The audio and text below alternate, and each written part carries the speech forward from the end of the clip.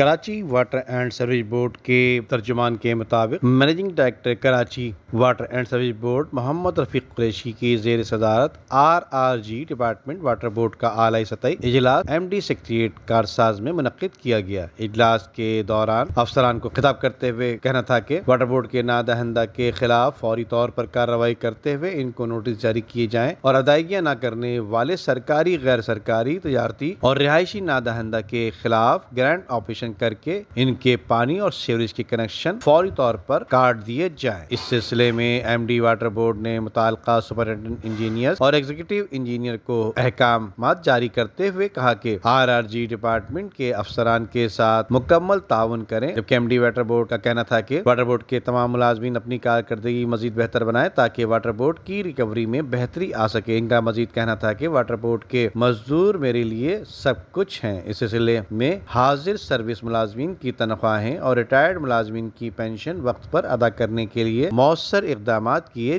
جا رہے ہیں۔ اجلاس کے موقع پر DMD RRG Muhammad Saqib, staff officer 2 vice chairman Nadeem Kirmani, staff officer 2 MD الہی بخش سومرو اور RRG ڈپارٹمنٹ کے تمام ڈائریکٹرز بھی موجود تھے۔ ندیم صدیقی، میٹرو 7 پاکستان۔ عمدہ میں پکائیں اور جی بھر کے کھائیں۔